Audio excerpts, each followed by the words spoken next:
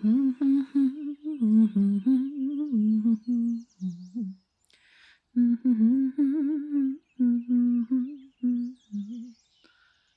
gets all over John. Good morning, sweet pea. You're up a touch earlier than I thought you'd be. You fell asleep so fast last night that I figured you'd be out for a while. I came in to check on you to see if you needed anything more, and it was no more than 10 minutes after you went to your room and you were already fast asleep. You must have been plumb tuckered. How'd you sleep in that bed last night? Yeah, it's a comfortable one, isn't it? And that blanket is one of my favorites. My grandmother made that for me when I was just a little girl. Yes, grandmother. We have parents and are born just like the rest of you. You don't think we fairies are just born from a baby's life or born in the petal of flowers when they open, do you? Oh, goodness, no. We have parents, and our parents have parents, and oh, so on and so forth. Now, we might live a touch longer, but we aren't that different. How long do fairies live? Well, depending on the type of fairy, it's anywhere from 500 to 1,000 years. Me? No, it's not polite to ask a lady your age. Let's just say I'm on the right side of 100. Well, thank you kindly. Fairies do tend to look younger for a good majority of their lives. Kind of like how the humans that are mixed with mages tend to be. Of course, Sugar Snap. You'd be surprised how few pure-blooded humans there are. They're usually mixed in with something. Mage mixes are fairly easy to spot. You ever seen those people that tend to look about the same age most of their lives? From about puberty until around about the time they die, maybe 10 years before that? Those are the ones that are mixed with mages. They tend to have a good percentage of mage mix with them to look like that, but like I said, they're pretty easy to spot. You know, thinking about it, I'd say that it's likely that you got something in you as well. It's not often that a human can get through the veil in the first place, let alone end up on the floor like you did. It's likely that you're probably mixed with a couple of our own. Well, in all likelihood, it's not going to be a mage, though that is possible. It's probably going to be a fae. Yeah, I suppose that does need some explaining. How about this? I'm gonna mix you up something to eat real quick for some good hearty breakfast, and we'll sit down and talk about it. We should be going down to the town square this afternoon, but before that, how about we get some questions answered? Maybe get you a little bit more familiar with what you're dealing with here. Now, I'm not the best cook in the world, but I do make a mean pancake. So, what would you like in your pancake? How do we like 'em? We like 'em plain, we like 'em buttermilk, we like 'em with some bananas or strawberries. Oh, fun. Yeah, I can do something like that. Now, I don't have much in the way of syrup other than normal syrup, but it's a pretty good syrup, though, so it should be fine. What do you want to drink with it?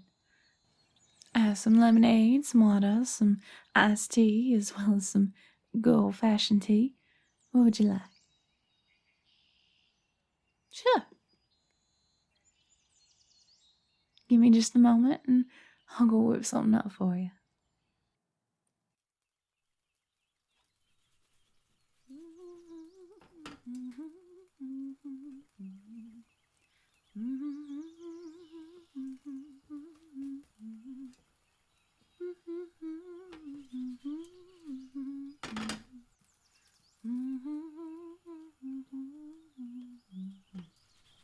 There.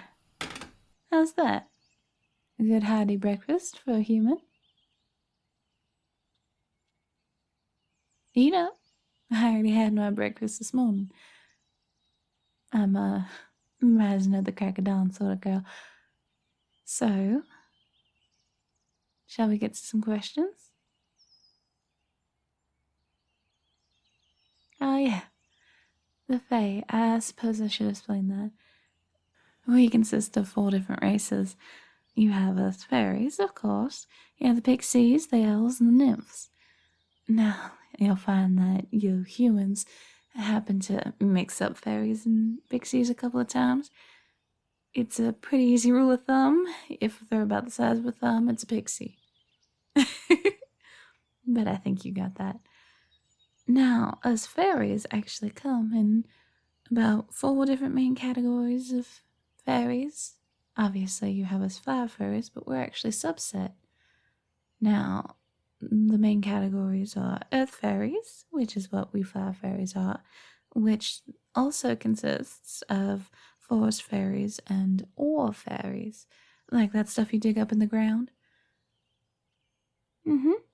Those ore fairies actually might be what you are.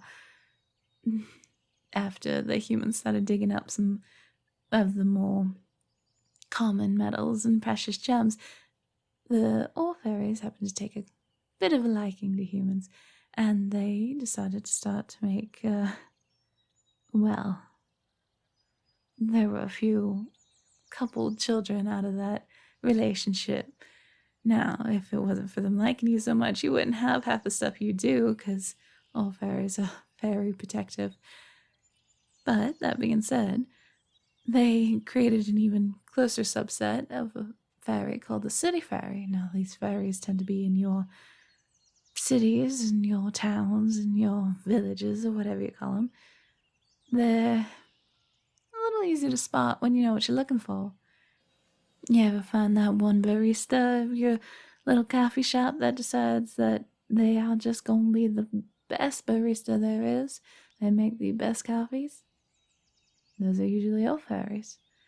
The fairies are quite good with machinery, and when you get a good cooperative machine, you tend to get a really good cup of coffee. There are a couple others like that. The city fairies tend to work a little bit more with machinery and a little bit more hands-on, but they're a little easier to spot when you know what you're looking for. And then, of course, you have water fairies. Those are probably fairly easy to figure what those different subspecies are. They're river, ocean, and swamp. Now, personally, my favorite of swamp fairies, they are very hospitable. Then you have flare fairies. Now, flare fairies don't just deal in fire, although that is a subcategory. They also deal in lava and light. You ever get that one perfect beam of light cutting through the clouds that just looks like it's a ray of spotlight from heaven? Those are going to be the light fairies. Then you have the free fairies.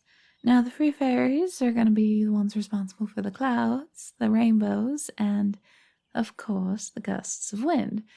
Now, gust fairies are a mite, how to put this nicely, rambunctious at times.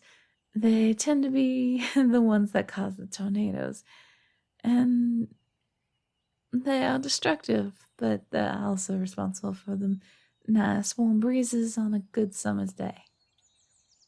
Now, it's entirely possible that you might be a mix of one of these types of fairies. If that is the case, it might help to figure out what type of fairy that you are mixed with. Now, I have a friend that we're going to go talk to when we go down to the town square. But if she doesn't know what to do, I think I have a plan B, if you'd like to think about it that way. She's a bit eccentric, and goodness, does she love humans. But that being said, with all that studying about them humans, she might know a thing or two, and she might know what you're mixed with, which might help us to find out how to get you back home. I do hope that we don't have to deal with her, though. Well, like I said, she's eccentric. However, if we do, well, I don't think you'll be in much danger. I hope.